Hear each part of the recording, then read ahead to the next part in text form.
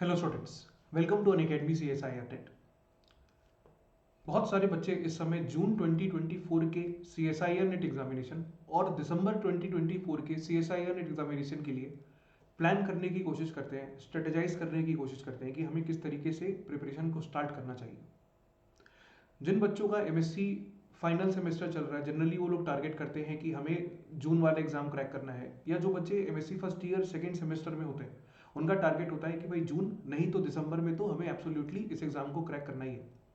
तो ये जो वीडियो है ये उन बच्चों को केटर करेगा जिनका इनमें से कोई भी टारगेट है, either they are preparing for June and for December. जैसा कि देख सकते हैं आप, इस वीडियो का टारगेट है कि 120 प्लस का एम किस तरीके से बनाया जाए जून के लिए या दिसंबर के लिए। तो क्योंकि दोनों एग्जाम्स के बीच में ड्यूरेशन का बहुत डिफरेंस है, ऑब्वियसली जो रिक्वायर्ड प्रिपरेशन बच्चे के साइड से होती है उसमें भी डिफरेंस रहता है। तो पहले हम लोग बात कर लेते हैं कि अगर आप जून के एग्जाम के लिए अभी प्रिपरेशन करना चाहते हैं तो क्या कर सकते हैं, किस तरीके से प्रैक्टिकली पॉसिबल है आप जून में एक अच्छा स्कोर कर सको। दूसरा, जो बच्चे दिसंबर के लिए प्रिपरेशन कर रहे हैं उनके लिए क्या रोड मैप होना चाहिए। ओके, तो चलिए बात करते हैं। सबसे पहले जो बच्चे जून 2024 के अटेम्प्ट पे बैठने जा रहे हैं, भाई ऑब्वियस बात है कि अगर आप जून का एग्जाम टारगेट कर रहे हो तो इस समय आपका प्रिपरेशन बेसिक से ऊपर होगा। सेल्फ स्टडी में या तो आपने पिछले साल का दिसंबर प्रिपेयर किया होगा या तो आपने कुछ ना कुछ टॉपिक्स को अच्छे से प्रिपरेशन किया होगा। अगर आप एकदम स्क्रैच से जून 24 का एग्जाम आप टारगेट करते हैं तो आप जानते हैं कि आपके पास कितने मंथ्स हैं, अप्रैल है, मई है। तो 3-2.5 महीने के पीरियड में बहुत बड़े सिलेबस को कवर कर पाना तो पॉसिबल नहीं होता। तो जो बच्चे जून के एग्जाम को टारगेट कर रहे हैं उन लोगों के लिए एक आइडिया ये है कि भाई आपके पास देखिए, एक तो आपके पास सेक्शन ए आ जाता है जिसको हम लोग बोलते हैं एप्टीट्यूड।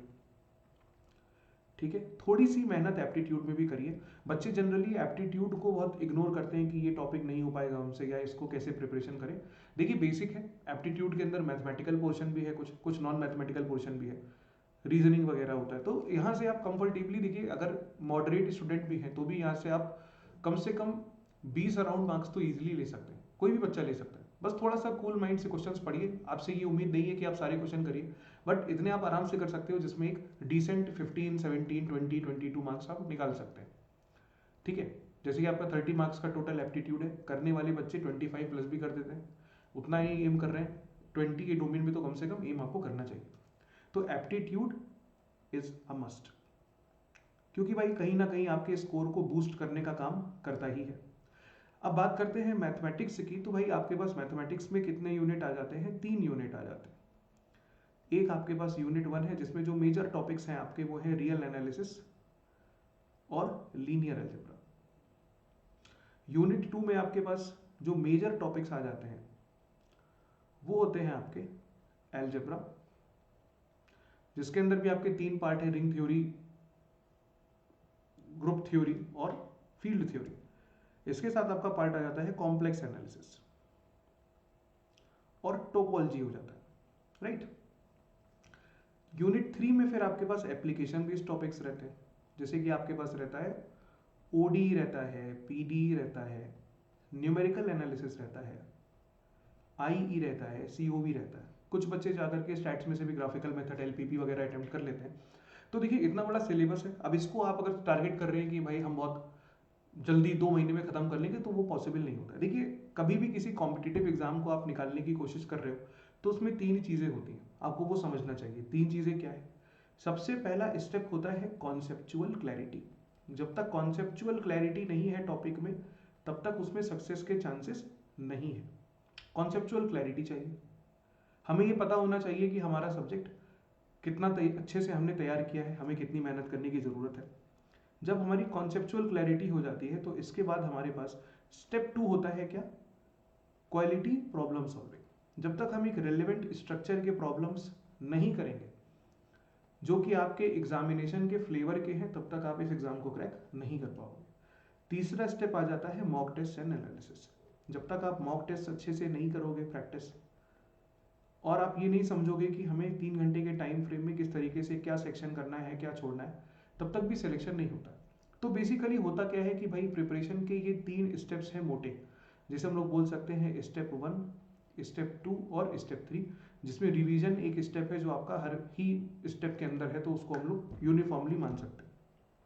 जो बच्चे दिसंबर में एग्जाम दे चुके हैं या सेकेंड ईयर में है, तो मेरा ऐसा मानना है कि उन बच्चों का इसमें से कुछ ना कुछ तो पार्ट हो ही रखा है। कहने का मतलब है उन लोगों का कुछ हद तक कॉन्सेप्चुअल क्लैरिटी मेजर टॉपिक्स में होगा, प्रॉब्लम्स उन्होंने कुछ लगा रखे होंगे, कुछ टॉपिक नहीं करे होंगे, मॉक टेस्ट शायद नहीं दिए होंगे। तो इन कमियों पे काम किया जा सकता है आने वाले 2-3 महीनों में।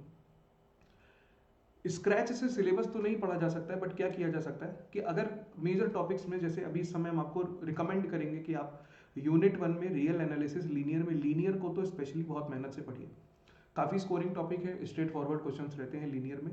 रियल एनालिसिस अगर आपको टफ लगे इस समय कि रियल तो बहुत बड़ा है, तो इसमें से जो सेलेक्टिव और सिंपल है, जैसे सीक्वेंसेस हो गया, सीरीज हो गया, यूनिफॉर्म कंटिन्यूटी कन्वर्जेंस हो गया, बाउंडेड वेरिएशन, इम्प्रॉपर इंटीग्रल, ठीक है, ये सारे टॉपिक्स को आप करने की कोशिश करिए। अगर आपको बेसिक जो नंबर थ्योरी बेस्ड या परम्यूटेशन कॉम्बिनेशन बेस्ड प्रॉब्लम्स आ जाती हैं, उनमें अगर आपको दिक्कत होती है तो आप उसमें मत जाइए। अगर आप 60% रियल भी अच्छे से प्रिपरेशन कर लेते हो तो इस समय आपको बहुत फायदा होगा इसका। 60% इज सफिशियंट उसलिए कि भाई 2-3 महीने में करना है तो सॉलिड करना है। बच्चों के मन में लालच होती है कि हमें पूरा पूरा सिलेबस कवर करना है। अगर आपका प्रिपरेशन है, आपने सब कुछ कवर कर रखा है, बहुत बढ़िया बात है, लेकिन इस समय अगर आप थोड़ा कॉस्ट बेनिफिट रेशियो से चलेंगे तो फायदा ज़्यादा है, ठीक है, क्योंकि आपको 2 महीने में निकालना है स्कोर, और ऑब्वियसली आपके पास इतने नंबर ऑफ क्वेश्चंस होते हैं करने के लिए कि अगर हम सही स्ट्रेटेजी से कर रहे हैं तो हम सेलेक्टिव से भी काम चला सकते हैं। इसके बाद बारी आती है हमारी यूनिट 2 की। अब भाई यूनिट 2 में आपके पास देखिए अलजेब्रा के अंदर ग्रुप, रिंग और फील्ड रहता है, जिसमें से भाई हम आपको रिकमेंड करेंगे कम से कम ग्रुप थ्योरी और रिंग थ्योरी को तो बहुत अच्छे से करिए। रिंग थ्योरी खास करके डायरेक्टली, जैसे जब आपकी पॉलिनोमियल रिंग वगैरह में काफ़ी रिजल्ट बेस्ड क्वेश्चंस रहते हैं, आपने देखा होगा। ग्रुप थ्योरी में से आपको सीलो थ्योरम और आपके नॉर्मल सब ग्रुप्स की प्रॉपर्टीज, क्लासिफिकेशन, कॉन्जुगेसी क्लासेस, यहाँ सबसे आपको क्वेश्चन मिल जाता है। तो अलजेब्रा में कम से कम ग्रुप थ्योरी, रिंग थ्योरी अच्छे से पढ़िए। अगर फील्ड में आपको जैसे गैल्वा थ्योरी वगैरह पढ़ने के लिए, कॉन्सेप्चुअली समझने के लिए, कॉन्सेप्चुअल क्लैरिटी के लिए टाइम कम पड़े, कोई बात नहीं, ठीक है, अभी आप इतना पढ़ो कि यहाँ से जो क्वेश्चन है वो हम सॉलिड कर दें, क्योंकि questions comparatively ring theory, group theory से ज़्यादा रहते हैं। ठीक है, बात करते हैं कॉम्प्लेक्स एनालिसिस की। तो कॉम्प्लेक्स एनालिसिस तो आपको करना चाहिए, इसका रोल ऐसा है यूनिट 2 में जैसा यूनिट 1 में लीनियर अलजेब्रा का है, कि अगर क्वेश्चन आया है आपको पता है स्ट्रेट फॉरवर्ड आ जाएगा। अब भाई कॉम्प्लेक्स एनालिसिस कैसे पूछते हैं सीएसआई नेट में? मैक्सिमम टाइम में क्वेश्चंस किस तरीके के होते हैं, कोई ना कोई इंपॉर्टेंट रिजल्ट्स होते हैं एनालिटिक फंक्शंस के, वहां से बना के दे देंगे, जैसे आइडेंटिटी थ्योरम के ऊपर दे दिया, ठीक है, पिकार्ड्स-रीड थ्योरम्स, पिकार्ड-रिडल थ्योरम, इस तरीके के दे दिया आपको, एनालिटिक फंक्शन की प्रॉपर्टीज दे दी, लॉरेंट के ऊपर दे दिया क्वेश्चन, रेसिड्यू निकालने दे दिया। जो पार्ट बी में क्वेश्चन आते हैं वो तो बिल्कुल सीधे सीधे, उसमें तो कुछ ना दाएं ना बाएं। जो सेक्शन सी में क्वेश्चन आते हैं वहां पे थोड़ा कॉन्सेप्चुअली पूछ सकते हैं आप, अगर आपको क्लिक कर गया कि कौन से थ्योरम से ही क्वेश्चन है तो फिर आप क्वेश्चन कर लोगे। तो कॉम्प्लेक्स एनालिसिस अच्छे से प्रिपेयर करिए। जो हमारे प्रीवियस ईयर के क्वेश्चंस रहे उनका एक टेस्ट जब आप समझ जाएंगे ना, तो फिर ये टॉपिक उस एंगल से पढ़ना आपके लिए बहुत इजी हो जाएगा। CSIR, NET, GATE, NBHM, PhD के क्वेश्चंस कर लीजिए, बहुत।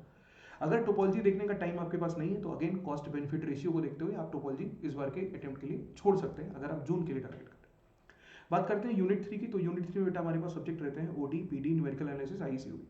बच्चों का मन करता है कि भाई सब कुछ पढ़ लें, 5 के 5 सब्जेक्ट, लेकिन वही मेरा कहना है कि भाई क्योंकि पेपर के दिन हमें स्ट्रेंथ कहाँ लाई करती है, वहां से हम जो स्कोर करते हैं वही मेन होता है। हम ये सोचते हैं कि सब कुछ पढ़ तो लिया, प्रैक्टिस नहीं कर पाए तो आप कहीं से भी एक्यूरेटली या कॉन्फिडेंस के साथ अटेम्प्टिंग नहीं कर सकते, प्रॉब्लम ये। तो ओडी, पीडी, एनए में से हम आपको रिकमेंड करेंगे भाई, एक तो ओडी कर लीजिए। हर बच्चे ने ओडी 50% 60% बीएससी में पढ़ी होती है, थोड़ा जैसे ग्रीन्स फंक्शन वगैरह अलग से एक्स्ट्रा पार्ट आ जाता है, रॉन्सकियन की प्रॉपर्टी कर सकते हो। एक टॉपिक न्यूमेरिकल एनालिसिस जरूर कर लो, ठीक है, ज़्यादातर क्वेश्चंस यहाँ से अगर पार्ट बी में आए तो स्ट्रेट फॉरवर्ड आते हैं, आप कर सकते हो, ठीक है। बात होती है पीडी, आई, सीयूबी में, तो इसमें कैलकुलस, ये इंटीग्रल इक्वेशन से एक ईजी टॉपिक है, ठीक है। इसमें भी 3-4 टाइप के आपके कर्नल वाले जो क्वेश्चंस आते हैं वो सब पूछते हैं, तो कम से कम ये 3 टॉपिक तो करिए ही। पीडी में अगर आपको करना है, आपके पास समय कम है, तो कम से कम आप जो पीडी सेकेंड ऑर्डर में हम लोग पढ़ते हैं ना, हीट वेव, लाप्लास, वो सब के टाइप्स जरूर कर लीजिए, वहां से क्वेश्चन जरूर आता है। मतलब हीट वेव, लाप्लास में से जितने केसेस नहीं होते हैं आपके पास, डिफरेंट केसेस के लिए फॉर्मूले होते हैं, सीधे सीधे क्वेश्चन। फिर अगर टाइम मिले तो पीडी में अगर आप ये पहले तो इसको जरूर करिए, उसके बाद आपके पास जो कॉची के रिजल्ट्स होते हैं पीडी में उनको करिए। कैलकुलस ऑपरेशन टाइम है तो करिए, नहीं तो आईसीओबी में से एक को भी बढ़िया से कर लोगे, काम हो जाएगा। इस लालच में मत पड़िए कि 2 महीने में हम सब कुछ कर लेंगे। आप 70-60% कॉन्फिडेंस के साथ करके आओगे टॉपिक तैयार, तो भी काम हो जाएगा, ठीक है। तो ये एक प्रैक्टिकल अप्रोच बन सकती है। हम ऐसे स्टूडेंट्स की बात कर रहे हैं जो मेजर स्पेक्ट्रम में लाई करते हैं, जिनके टॉपिक्स कहीं ना कहीं इनकम्प्लीट है। तो सिलेक्टिवली आपको हमने बता दिया क्या क्या टॉपिक्स पे मेहनत करिए, इन पर कॉन्सेप्चुअल क्लैरिटी लाइए। रही बात क्वालिटी प्रॉब्लम्स कहाँ से आएंगे भाई, तो क्वालिटी प्रॉब्लम्स के लिए बेसिकली CSIR नेट के अंदर जो एग्जाम में क्वेश्चन आए हुए हैं, गेट के अंदर आए हुए हैं, NBHM के आए हैं, MSc के, PhD के, TIFR के, ISI के, या जो हमारे पास इन सब्जेक्ट्स के लिए स्टैंडर्ड बुक्स रहती हैं, उन स्टैंडर्ड बुक्स के लिए हम लोग उनमें भी अगर देखने जाएं तो देखिए बहुत डायरेक्टली तो यूजफुल नहीं है, क्योंकि उस टाइप के क्वेश्चन नेट में नहीं आते, बेसिक कुछ आइडिया लग जाए ऐसे बुक्स आप देख सकते हो। बट अगेन आपका टाइम जाता है, यहीं पे हम लोग का काम होता है टीचर्स का, टीचर्स को पता होता है कि किस तरह के क्वेश्चन बच्चों को देने। तो अगर आप अनअकैडमी से प्रिपरेशन कर रहे हैं तो ये सरदर्द आपका नहीं है कि मेरी कॉन्सेप्चुअल क्लैरिटी कैसे आएगी, वो हमारा काम है। क्वालिटी प्रॉब्लम्स क्या लगाने हैं, क्या रिलेवेंट है आपके लिए, वो हमारा काम है। मॉक टेस्ट एंड एनालिसिस में कैसे कराना है, पेपर अटेम्प्ट कैसे करवाना है, ये सब चीज़ें कौन सिखाएगा, हम लोग सिखाएंगे। तो आपका काम इस समय रह जाता है केवल पढ़ने का। ये सब जो बहुत ही इंपॉर्टेंट स्टेप्स हैं, ये सब बच्चों को रियलाइज होता है जब वो 2 2.5 साल 3 साल प्रिपरेशन कर देते हैं। अनफॉर्चुनेटली नहीं पता होता है उनको, धीरे धीरे पता चलता है अच्छा ये 3 स्टेप होते हैं मेजर, ठीक है ना। तो इस तरीके से अगर आप जाएंगे तो एक अच्छा स्कोर कर सकते हैं। और रही बात एप्टीट्यूड, जैसे हमने कहा कि भाई धीरे धीरे इसको प्रिपेयर करिए, डोंट इग्नोर एप्टी। इग्नोर कर दो कि एप्टीट्यूड, तो यार दिक्कत होगी फिर, ठीक है। तो इस तरह से आप कोशिश करके जून के एग्जाम के लिए टारगेट कर सकते हैं। इसमें हम लोग अपनी क्या मदद कर सकते हैं, देखो भाई अभी हम लोग करेंटली जो अनअकैडमी पर टॉपिक्स लेकर के चल रहे हैं, इन अनअकैडमी के टॉपिक्स में अभी हम लोगों ने यूनिट 2 में एल्जेब्रा में ग्रुप थ्योरी खत्म कर दिया है। एज ऑफ टुडे जब आप ये लेक्चर देख रहे हैं तो हम लोग रिंग थ्योरी ऑलमोस्ट 50% कर चुके हैं, फील्ड थ्योरी करने वाले हैं। तो हम लोगों का जो क्या टॉपिक अभी चल रहा है करंट, और आगे आने वाले 2-3 मंथ्स में हम लोग क्या कवर करेंगे, एक बार उसका भी आपको एक ब्रीफ आइडिया दे देते हैं, जिससे आपको एक आइडिया लग जाएगा कि भाई किस तरीके से अपनी प्रिपरेशन होने वाली है। तो अभी हम लोग कर रहे हैं करेंटली एल्जेब्रा। एल्जेब्रा के 3 पार्ट होते हैं, group theory, ring theory, field theory, जिसमें हम लोगों ने अभी ग्रुप कर लिया है। रिंग हमारा 50% है, और इसके बाद अभी हम लोग फील्ड का टॉपिक करने जा रहे हैं। ये टॉपिक कराने के बाद फिर हम लोग अगला टॉपिक करने जाएंगे कॉम्प्लेक्स एनालिसिस, और नेक्स्ट मंथ ऑनवर्ड्स से हमारा यूनिट 3 भी शुरू हो जाएगा। इस बार मेरे पास यूनिट 2 और यूनिट 3 के टॉपिक्स हैं। रवि सर आपको यूनिट 1 में लीनियर अलजेब्रा, रियल एनालिसिस करा रहे हैं। तो अभी अलजेब्रा चलेगा, कॉम्प्लेक्स चलेगा, बिल्कुल स्क्रैच से चलेगा। ये मान के नहीं चलेगा कि आपने BSc में पढ़ा है या आपने MSc में पढ़ा है, जो भी होता है हम लोग एकदम स्क्रैच से लेके चलते हैं, सब कुछ जीरो से। हम ये जानते ही नहीं कि कॉम्प्लेक्स नंबर क्या होता है, उस जगह से हम लोग प्रिपरेशन लेकर चलेंगे। इसके बाद बात आती है यूनिट 3 की। तो unit 3 will be covered in 2 months, that is April and May. इन 2 महीने के टाइम स्पैन में हम आपको ये टॉपिक्स 1 बाय 1 कवर करा देंगे। तो जो बच्चे अभी भी तैयारी करना चाहते हैं, अभी भी एक अच्छे तरीके से सही ओरिएंटेशन से इस एग्जाम की तैयारी करना चाहते हैं, तो भाई अभी भी बहुत टाइम है आपके पास। अगर आप अभी ज्वाइन करते हैं अनअकैडमी, तो आप रिकॉर्डेड से जाकर के रियल लीनियर में जो सेक्शंस रिलेवेंट, जैसे हमने बताया, रिकॉर्डेड मिल जाएगा, कर सकते हैं। एल्जेब्रा में ग्रुप थ्योरी पूरा रिकॉर्डेड मिल जाएगा। जो टॉपिक्स, जैसे जो बच्चे जून के, मेरे हिसाब से उनको 40-45-50% नॉलेज है, कहीं कहीं वो फंसे, वो आकर के क्लासेस करें, वो जो चीज़ें उनकी फंसी हुई हैं उनको क्लियर करेंगे तो उनका रैंक का चांस बन जाएगा इस बार, ठीक है। नहीं तो आप सेल्फ स्टडी के रास्ते से जाएंगे, सही तरीके से तैयारी नहीं करेंगे, फिर ये 3 गोल्डन स्टेप्स को सही से फॉलो नहीं करेंगे, तो भी सिलेक्शन का चांस कम हो जाता है। अपने एक्सपीरियंस से आप लोगों ने पेपर दिया होगा, आपको खुद ही आइडिया होगा कि जो हम कह रहे हैं गलत नहीं है। इसके बाद बारी आती है जैसे अप्लाइड में आपकी प्रैक्टिस कम है, आपने सही सवाल नहीं लगाए, तो वो भी काम कौन कराएंगे भाई, हम लोग करेंगे, कोई दिक्कत नहीं है। तो ये भी आप हमारे साथ कर सकते हो। तो ये 2-2.5 महीना मेहनत हम लोग खूब करने वाले हैं, आप हमारे साथ आए, तैयारी करें, जून के लिए एक पॉजिटिव वे में प्रिपरेशन करें। रही बात अगर हम दिसंबर की करते हैं, जो बच्चे दिसंबर करने जा रहे हैं टारगेट 24, उनके लिए तो भाई एक ही शब्द है मेरे पास, या 2 शब्द है कि भाई उनके लिए तो प्रिपरेशन का गोल्डन पीरियड है इस समय, गोल्डन पीरियड है, क्योंकि उनको तो बहुत टाइम मिल जाएगा। अगर आप अभी से शुरुआत कर रहे हो, मार्च चल रहा है, आराम से आप आने वाले 4 से 5 महीने में पूरा का पूरा सिलेबस थॉरोली खत्म कर सकते हो। ना सिर्फ CSIR नेट, इसके बाद जब गेट का एग्जाम होगा तो गेट के लिए भी जो एडिशनल टॉपिक्स आ जाते हैं, जैसे कैलकुलस हो जाता है, जैसे उसमें आपके और क्या टॉपिक्स आते हैं, कैलकुलस रहता है, LPP रहता है, CSIR नेट में नहीं है, ये सब टॉपिक हो गए। तो कुछ टॉपिक्स जिनसे आपका गेट में भी बढ़िया चांस बन जाए, क्योंकि गेट एग्जाम भी एक लो स्कोरिंग एग्जाम होता है, तो उसके लिए भी तैयारी करने का मौका आपको मिल जाएगा।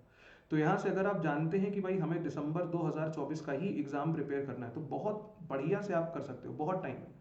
कॉलेज के साथ साथ कर सकते हो भाई, कॉलेज में भी छुट्टी होगी, समर वेकेशन होंगे, पूरा टाइम इन्वेस्ट करिए, यहाँ इन्वेस्ट करिए टाइम, ताकि अपियरिंग में ही आपका JRF निकल जाए, गेट निकल जाए। आपको इस तरीके से टारगेट करना चाहिए, ठीक है। तो अभी जो बच्चे दिसंबर के लिए शुरुआत करना चाहते हैं, तो भाई अभी हम कॉम्प्लेक्स एनालिसिस के टॉपिक से तो बिल्कुल नया शुरू करने जा रहे हैं। कॉम्प्लेक्स एकदम नया होगा, यूनिट 3 बिल्कुल नया होगा। तो ये तो जो बच्चे जून कर रहे हैं या दिसंबर, उनके लिए है। एल्जेब्रा में आप रिकॉर्डेड से करना चाहो कर सकते हो, वरना बाद में हम दोबारा करेंगे तब कर सकते हो। रियल और लीनियर एल्जेब्रा हम थ्योरी को लेकर के चलेंगे। आने वाला जो अगला बैच होगा उसमें मेरे पास यूनिट 1 से भी टॉपिक रहेंगे, वहाँ पे भी हम करेंगे। बाकी टॉपिक सर करेंगे, जैसा आपको अच्छा लगे आप कर सकते हो। ठीक है, तो लाइव स्लो एंड स्टडी बढ़िया तरीके से कॉन्सेप्ट समझते हुए करने के लिए भी कंफर्टेबल 5-6 महीने दिसंबर के लिए है। 5-6 महीने क्यों बोल रहे हैं? क्योंकि कम से कम 2-3 महीना तो टेस्ट और एनालिसिस चलेगा, तब आपका एक चांस बनता है इस एग्जाम में। ठीक है, तो मेनली जो बच्चे एग्जाम नहीं क्रैक कर पाते हैं वाला, कहीं ना कहीं इन्हीं चीज़ों में मार खाते हैं कि थ्योरी कहीं ना कहीं कंप्लीट नहीं होती, कॉन्सेप्ट क्लियर नहीं होते, या वो सवाल वो प्रैक्टिस नहीं करते हैं जिस तरीके के एग्जाम में पूछे जाते हैं, या फिर उन्होंने टेस्ट नहीं दिया होता है, उनको आइडिया नहीं होता है कि हमें तैयारी करनी कैसे है, टाइम 3 घंटे का मैनेज कैसे करना है। पहला क्वेश्चन किया, फिर दूसरा, फिर तीसरा, फिर चौथा, इस तरीके से नहीं निकलते हैं कॉम्पिटेटिव एग्जाम से। ओके, सो ये एक यूजफुल इन्फॉर्मेशन मेरी तरफ से आप सब लोगों के लिए है जो CSIR नेट को टारगेट कर रहे हैं 2024 में। जून में कर रहे हैं तो कैसे कर सकते हैं, दिसंबर में कर रहे हैं तो कैसे कर सकते हैं, या अगले साल का प्लान कर रहे हैं तो भाई क्या ही कहना है फिर तो अच्छे से हम लोग के साथ तैयारी करिए। ये एग्ज़ाम और गेट का एग्ज़ाम दोनों के लिए आप बहुत अच्छे से फ्लाइंग कलर्स के साथ क्वालिफाई कर सकते हैं। और अभी होली आ रही है, जब अभी वीडियो देख रहे हैं शायद निकल चुकी हो, तो अभी होली के उपलक्ष्य में अभी CSIR नेट पर आपको सब्सक्रिप्शन पे भी ऑफ मिल रहा है। अभी काफ़ी अच्छे अच्छे ऑफर्स, डिस्काउंट्स आए हुए हैं जिसको आप चेकआउट कर सकते हैं। तो डिस्काउंट के लिए जो कोड आप यूज़ कर सकते हैं दैट इज SURYALIVE10। ठीक है, तो अभी सब्सक्रिप्शन पे आपके कंसिडरेबल डिस्काउंट भी चल रहा है CSIR नेट के, इसको भी आप अवेल कर सकते हैं इस समय, कोड रहा ये। ओके, सो आई होप कि मेरी सारी बातें आपको अच्छे से समझ में आ गई होंगी। See all in the classes from complex analysis, and I wish you all the best for all your upcoming endeavours. All the best.